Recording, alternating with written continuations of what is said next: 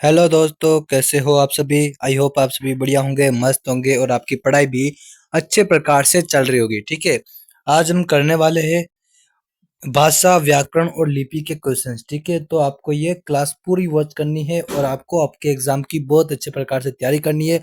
आपका हिंदी अनिवार्य का पेपर है, तो आपको बहुत अच्छे प्रकार से तैयारी करनी है।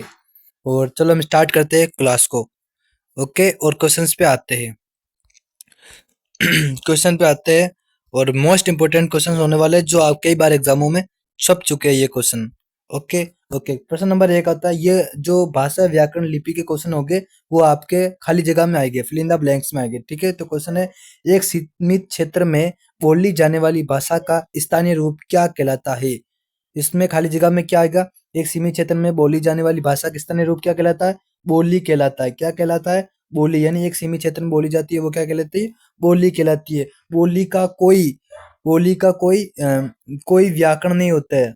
बोली का कोई भी व्याकरण नहीं होती है और न ही इसमें इसमें नई काव्य रचना होती है बोली में।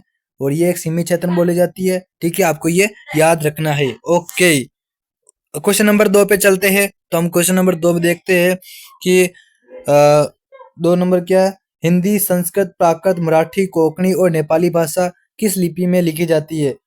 यानी यहाँ पर आपको लिपि बतानी, कौन सी लिपि में लिखी जाती है। तो हिंदी, संस्कृत, प्राकृत, मराठी, ये कोंकणी, ये किस लिपि में लिखी जाती है, देवनागरी लिपि में लिखी जाती है। ये इसका राइट आंसर हो जाएगा। बात कर लेते हैं इंग्लिश की। इंग्लिश किस लिपि में लिखी जाती है, तो इंग्लिश है वो लिखी जाती है रोमन लिपि में। किसमें, रोमन लिपि में ये लिखी जाती है। आपको ये याद रखना है। इंग्लिश किस में लिपि लिखी जाती है, रोमन लिपि में। पंजाबी भाषा है, पंजाबी भाषा किस में लिखी जाती है, पंजाबी भाषा है वो गुरुमुखी लिपि में लिखी जाती है। ठीक है, गुरुमुखी लिपि में पंजाबी भाषा लिखी जाती है। और बात कर लेते हैं उर्दू भाषा की। तो जो उर्दू भाषा है वो किस में लिखी जाती है, उर्दू भाषा है वो फारसी लिपि में लिखी जाती है। कौन सी लिपि हो जाएगी, फारसी लिपि है इसका राइट आंसर हो जाएगा। ठीक है, आपको ये याद रखना है। और बात कर लेते हैं चीनी भाषा। चीनी भाषा किस लिपि में लिखी जाती है, तो ये कुन्नू लिपि में लिखी जाती है। ठीक है, आपको ये याद रखना है। चलते हैं नेक्स्ट क्वेश्चन पर। अगला जो अपना क्वेश्चन है वो है 3 नंबर क्वेश्चन। क्वेश्चन इस प्रकार है, क्वेश्चन नंबर 3 कौन सा है, देवनागरी लिपि में स्वरों व व्यंजनों को संयोग के समय खाली जगह का प्रयोग किया जाता है। किसका प्रयोग किया जाता है, तो इसका राइट आंसर हो जाएगा मात्राओं का प्रयोग किया जाता है देवनागरी लिपि में स्वरों व व्यंजनों को संयोग के समय। ओके, आपको याद रखना है। क्वेश्चन नंबर 4 पे चलते हैं। क्वेश्चन नंबर 4 है, देवनागरी लिपि का विकास किससे हुआ था। देवनागरी लिपि का विकास होता है ब्राह्मी लिपि से। ठीक है, आपको ये याद रखना है। देवनागरी लिपि का विकास किससे होता है, ब्राह्मी लिपि से होता है। बात कर लेते हैं देवनागरी लिपि की। तो देवनागरी लिपि है वो देवनागरी लिपि है वो हिंदी भाषा की लिपि है। ठीक है, ओके, हिंदी भाषा के साथ ये मराठी की भी है, नेपाली की भी है। ठीक है, ओके। बात कर लेते हैं देवनागरी लिपि। देवनागरी लिपि का ब्राह्मी लिपि से इसका विकास हुआ है। ठीक है सर, और ये लिखी जाती है का बाएं से दाएं, बाएं से दाएं ये लिखी जाती है। आपको ये याद रखना है। ये एक अक्षरात्मक लिपि है। देवनागरी लिपि कैसी लिपि है, अक्षरात्मक लिपि है। ठीक है, आपको ये भी याद रखना है। ओके, और ब्राह्मी लिपि ये सभी लिपियों की जननी है। सभी लिपियों की क्या है, जननी। लिपियों की जननी है वो ब्राह्मी लिपि है। आपको ये याद कर रखना है। ठीक है, और ब्राह्मी लिपि का सबसे पहले प्रयोग कहाँ किया गया था, अशोक के अभिलेखों में किया गया था। अशोक के अभिलेखों में ये किया गया था। ठीक है, ओके सर। फिर है देवनागरी लिपि का सबसे पहले प्रयोग कहाँ किया गया था, देवनागरी लिपि का सबसे पहले प्रयोग मिलता है वो मिलता है गुजरात के राजा जानक के अभिलेखों में देवनागरी लिपि का सबसे पहले प्रयोग हुआ था। ओके, चलते हैं नेक्स्ट क्वेश्चन पर। 5 नंबर क्वेश्चन है, लिपि 5 नंबर कौन सा है, लिपि में खाली जगह चिन्हों का प्रयोग होता है। कौन से लिपि में खाली जगह चिन्हों का प्रयोग होता है, तो वर्तनी का प्रयोग होता है। इसका राइट आंसर क्या होगा, वर्तनी हो जाएगा। ओके सर, चलते 6 नंबर क्वेश्चन पे। 6 नंबर क्वेश्चन है, भाषा के 2 प्रकार होते हैं, एक तो होता है मौखिक और दूसरा क्या होता है, लिखित। यानी भाषा के 2 प्रकार कौन से, मौखिक और लिखित रूप होता है भाषा का। ओके, चलते नेक्स्ट क्वेश्चन पर। भाषा की सबसे छोटी इकाई कौन सी होती है, भाषा की सबसे छोटी इकाई होती है वो होती है वर्ण। वर्ण है भाषा की सबसे छोटी है वो लिखित इकाई होती है।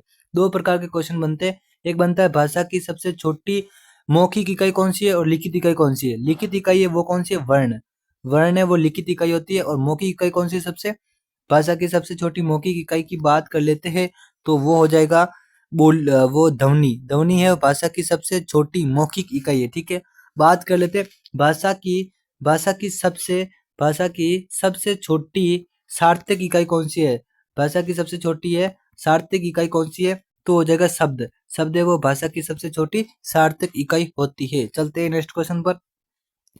अगला जो क्वेश्चन है 8 नंबर क्वेश्चन है, भाषा में मौखिक रूप में केवल किसका प्रयोग होता है खाली जगह में, तो ध्वनि का प्रयोग होता है। भाषा में मौखिक रूप में किसका प्रयोग होता है, केवल ध्वनि का। ओके। अगला 9 नंबर क्वेश्चन है, कौन सा क्वेश्चन है। क्वेश्चन इस प्रकार है, भाषा के अंगों का नियमबद्ध विवेचन के लिए खाली जगह की आवश्यकता होती है। किसकी आवश्यकता होती है, व्याकरण की। यानी अगर आपको भाषा को शुद्ध रूप से लिखना है और बोलना है तो आपको उसके व्याकरण को पढ़ना पड़ेगा, आपको भाषा के व्याकरण को समझना पड़ेगा, तभी आप भाषा का शुद्ध रूप लिख सकते हैं और बोल सकते हैं। ओके। क्वेश्चन नंबर 10 है। 10 नंबर क्वेश्चन कौन सा है, 10 नंबर है, खाली जगह ही विकसित होकर भाषा का रूप ले लेती है। यानी बोली है वो ही क्या करती है, बोली है वो विकसित होती है, विकसित होने के बाद ही वो भाषा बन जाती है, ठीक है। बोली है बोली क्या होती है, सीमित क्षेत्र में बोली जाती है, फिर सीमित क्षेत्र के बाद ये विस्तृत क्षेत्र में बोली जाएगी, फिर इसका व्याकरण बनेगा, फिर इसका वाक्य में प्रयोग होगा, फिर इसमें रचनाएं होगी। इस प्रकार ये बोली भाषा का विस्तृत रूप ले लेती है। Okay okay. अगला जो क्वेश्चन है वो है, ये आ गया पंजाबी भाषा वाला। पंजाबी भाषा की लिपि कौन सी है, गुरुमुखी लिपि है, वो पंजाबी भाषा में लिखी जाती है। ओके। अगला जो क्वेश्चन है वो है, प्राचीन भारत की लिपियां खाली जगह और है खाली जगह, तो कौन सी है प्राचीन भारत की लिपियां, ब्राह्मी और ख्रोष्टी दोनों लिपियां है भारत की प्राचीन लिपियां है। अगले क्वेश्चन पे चलते हैं। अगला जो क्वेश्चन है 13 नंबर क्वेश्चन है, विचार विनिमय के मौखिक एवं लिखित माध्यम को क्या कहते हैं, भाषा कहते हैं।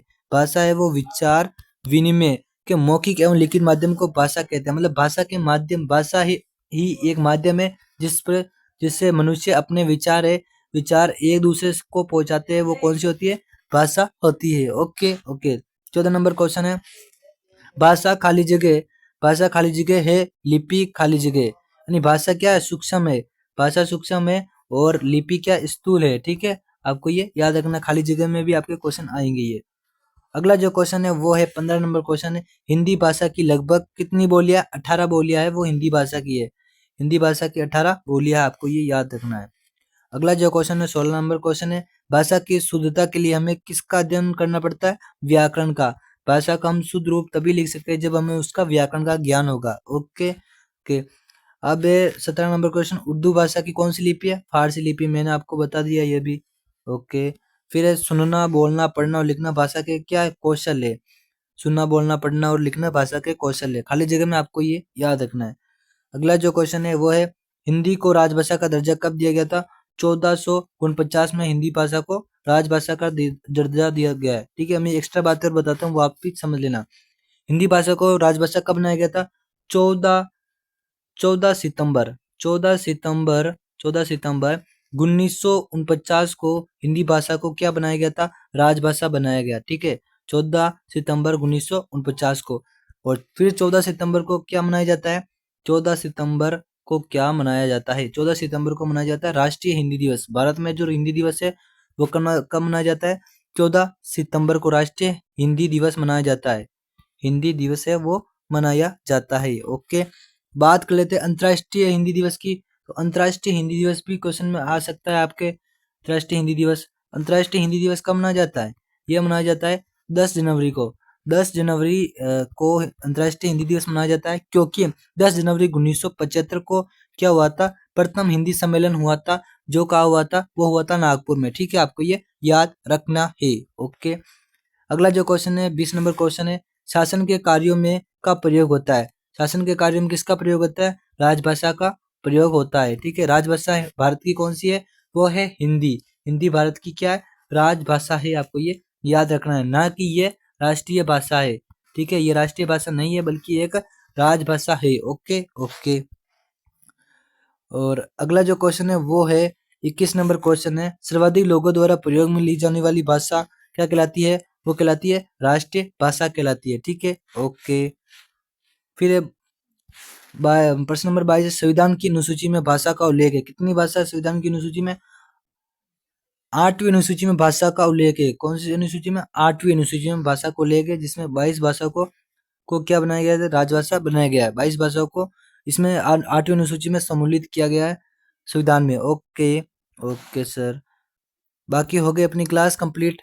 मिलते हैं नेक्स्ट क्लास में, तब तक के लिए जय हिंद जय भारत। अगली क्लास अपनी अलंकार की आएगी, जिसमें हम इंपॉर्टेंट क्वेश्चंस भी देखेंगे, साथ में उसके अलंकार को पढ़ने भी वाले हैं। Okay sir.